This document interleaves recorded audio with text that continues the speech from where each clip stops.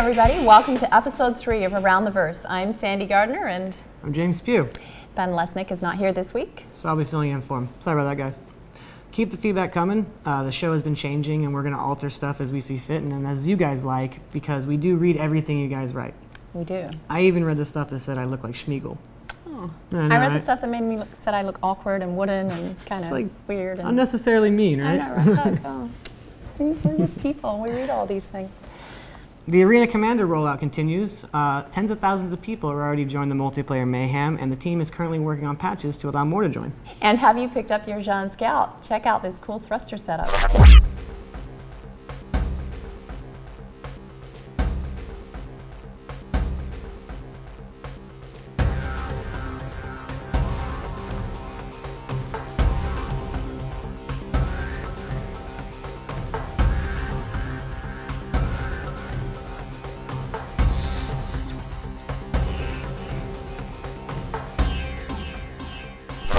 And we hit 47 million.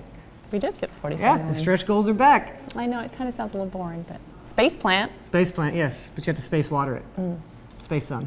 We have a winner for the Mustang contest. We do. We actually have 2 runners-up and 1 grand prize winner. So the first runner-up is DS Random with his Pizza Delivery Boy variant. Second runner-up is Kickforce with his Mustang for the Gangsters. And L2K is our grand prize winner with his Racer variant, and he will be receiving the David Hobbins original piece of artwork. Woohoo! Yeah, it's pretty cool, huh? Congratulations. News from around the verse.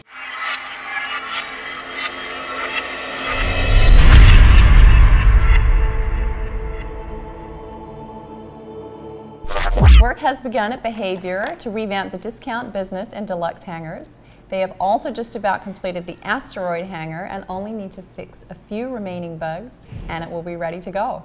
In the UK, Foundry 42 has kicked off design on the 4th mission of Squadron 42. This will focus on the strategic plan to develop a vertical slice of the game. The dogfighting module continues to see a lot of focus from the company. Gray box work has begun on a new speed highway map, as well as the design for the Murray Cup race mode. On the FPS side of Star Citizen, a first pass on the debug camera system has been implemented, which helps to open up the development centered around this module. Redacted has been working on improving SBF mechanics as well as weapon functionality. In Austin, work continues on the Persistent Universe with focus on the first 5 systems, planet-side locations, and prototype shops. A great deal of design focus is also being spent on the economy prototype. And now for the ship updates. Work continues around the company in developing new ships for the game. The Constellation base and Taurus versions are now complete, with LOD and damage polish continuing. Planning for damage states is also in progress with the Cutlass and Avenger, and animation work has been started on the Mustang. Graybox work continues on the Gladius, Retaliator, Gladiator, Panther, and Javelin. White boxing of the Bengal is in progress, along with bridge concepts for the Javelin, and continuing conceptual work on the F8. The Idris Graybox is currently in review, and will have an established implementation goals in the vehicle editor. Mouthful. Finally, we have completed proportion and armor concepts for the Vandal character. CS is really busy right now, so unfortunately there will be no customer service update. I know we'll all miss Alexis and Chelsea. They got to answer your tickets though, right? So, yeah, I mean, kind of doing with the job. However, we do have an interview with our writer, David Haddock. How are you, Dave? Good. Good. Ready for your questions? All right. So William George would like to know, what are some cliches in science fiction settings or stories that you try to avoid, and why? That's a good question.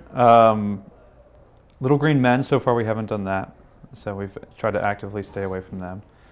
I mean, my personal one is just, it's more of a general cliches. The, like kind of moral absolutes, you know, there's the bad guys, you know, cut and dry bad guys. These are the white hat good guys.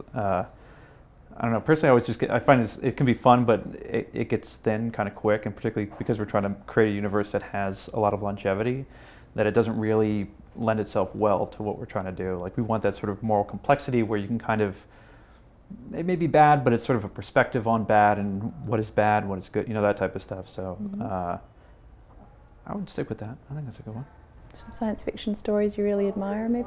I mean, kind of for that reason, that I didn't like the way it ended, but the 3rd season of Battlestar had that really very weird, morally gray type area, because they were like suicide bombers, and it was, I mean, and those are the good guys. I mean, it got really crazy. But you know, I love Firefly, Cowboy Bebop, you know, all that stuff like this. Really. Cowboy Bebop, yes. All right. So Hack Benjamin would like to know: there are a lot of flavor articles, stories, and whatnot, and we aren't even out of alpha. I'm an original backer, but it's been tough to keep up with everything. Can you paint us a word picture of the current state of the galaxy? Complicated.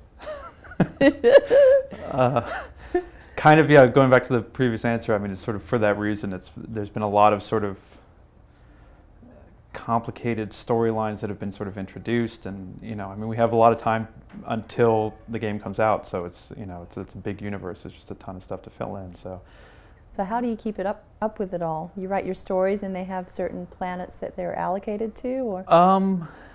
Yes. I mean, it's sort of right now. It's sort of in sections. We're sort of the human stuff is sort of getting the most attention right now, but we're sort of expanding into and working out as much as we can on the humans now, because that's going to be the sort of baseline for the players, and then move on to the Xi'an and move on to the Banyu. And so hopefully the idea is that we can kind of focus on them intentionally and flesh them out organically, in a sense. So we're not sort of bouncing from place to place to place, and so it starts to conflict. But it's tough because it's huge. I mean, there's so much to cover, that, and so many 1,000 years of history to come up with. So.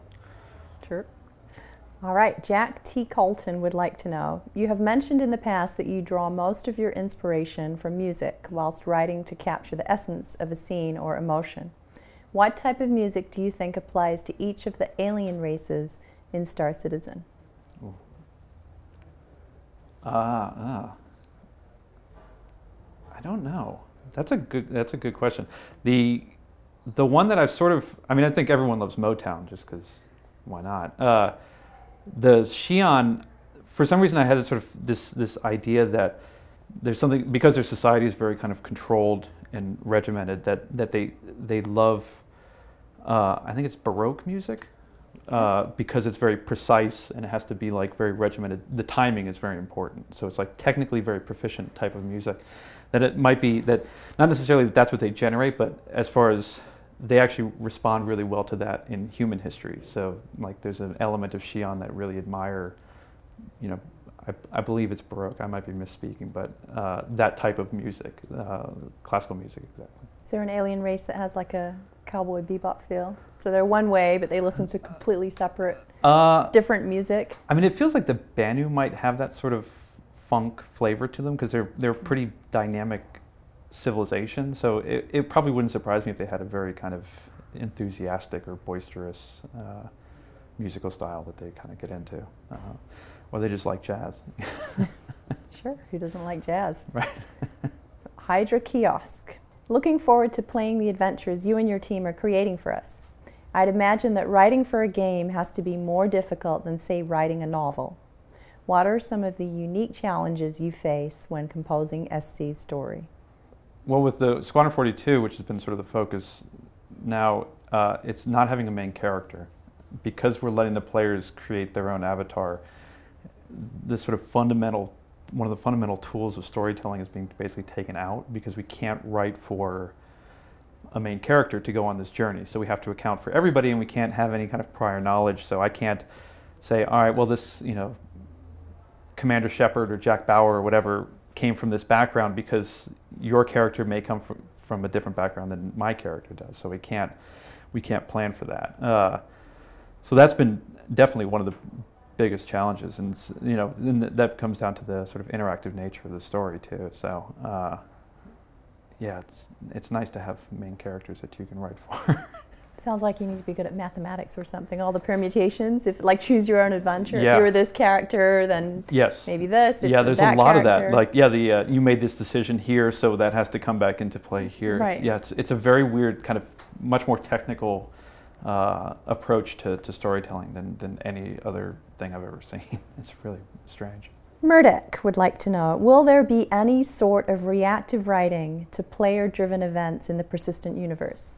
Say a group of players succeed at starting a colony, could you then write a scenario relative to that colony, hit play, and watch how the other players handle it? Yes. I think it's definitely from very early on. You know, that was one of the things was that that Chris had talked about was getting to the point where we are just reacting to what the players do. So when they, you know, the most obvious one that I always kind of throw out is jump points. You know, you as a player discover a jump point, you sell it to the UEE, you go down in history as the person who discovered that jump point. You know, we write a news article about the discovery of this jump point, we get a soundbite from you, you know, and so you become, the players become a dynamic part of the lore itself. And, you know, with the organization systems and all that stuff like that, I mean, you know, if there's a huge two organizations duking it out in a star system, you know, that's news, you know.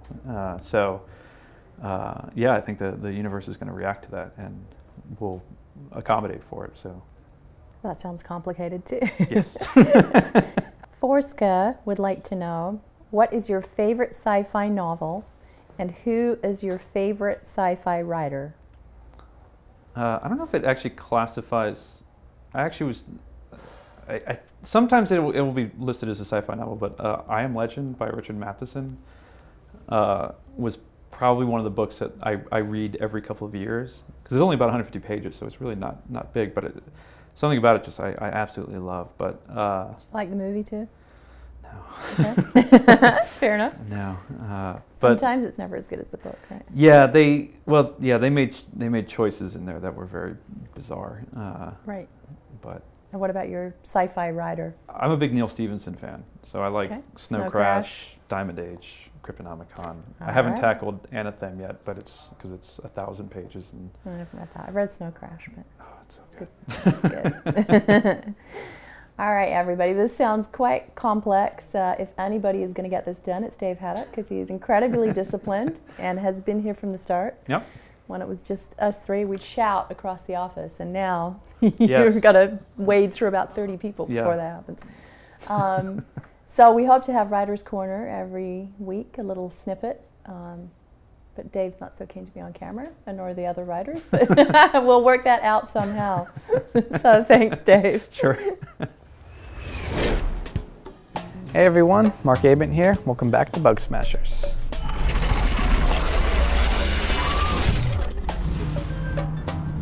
Bug Smashers! Today's bug got dropped into my lap, not because I wanted it, but because one of our fun designers decided to take the day off. So lucky me, the programmer, gets to look into what's happening in the deluxe hangar with a fun vehicle. Or in this case, shitty behavior.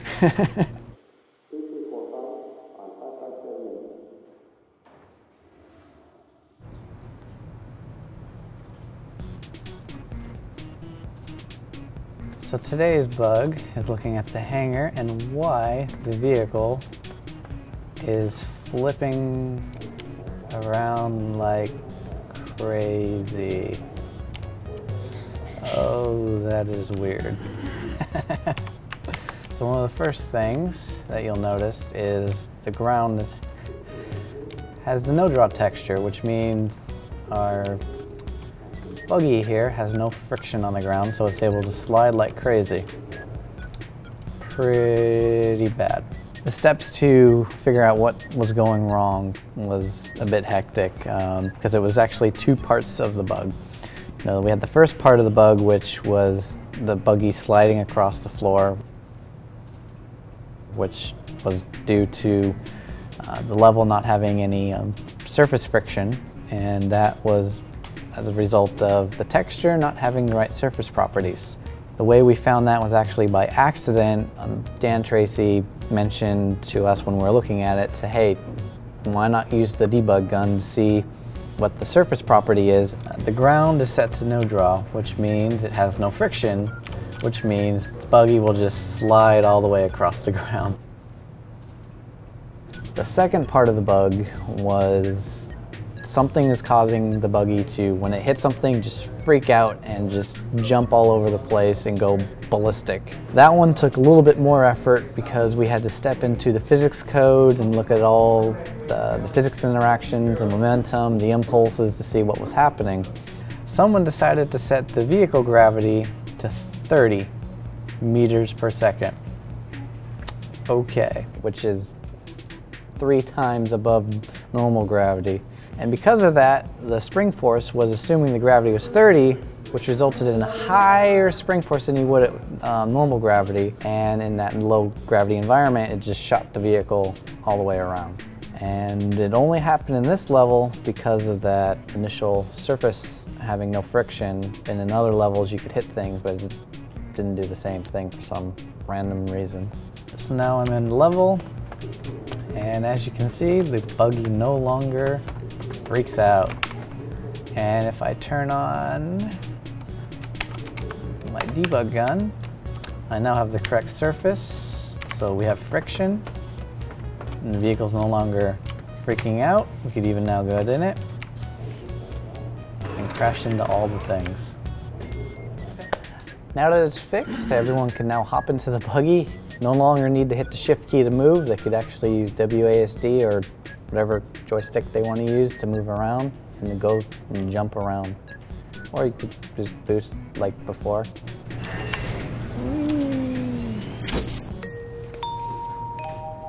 And cut.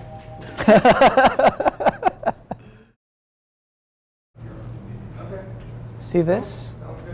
Our game broke someone's NVIDIA card. This is what happens when you try to use the buggy in the hangar.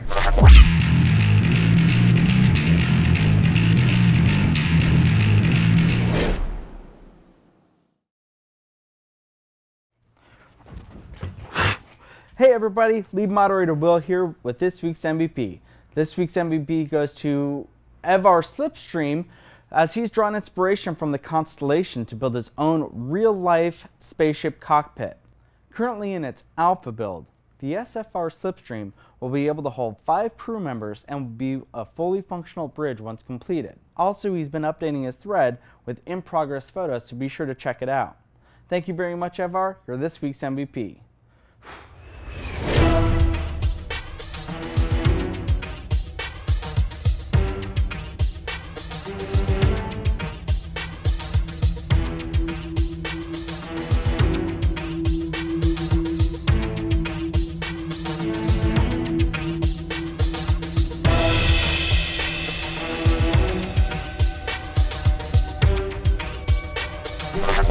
James, Yeah. I was able to get a sneak peek at some really cool artwork. Oh, how'd you do that?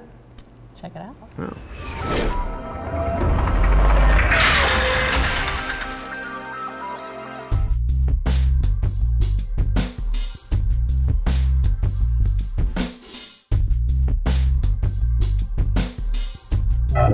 Next week, we have programmer Mark Avent.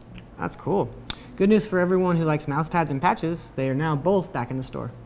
And we have a very cool one to give away, which has been signed by everybody in the Dev company here in LA.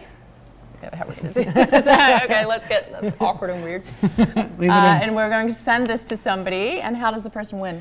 We want your funniest Microsoft Paint version of one of our ships. We do? Okay, cool. We do. When do we want that by? Next week. Next week. There you go.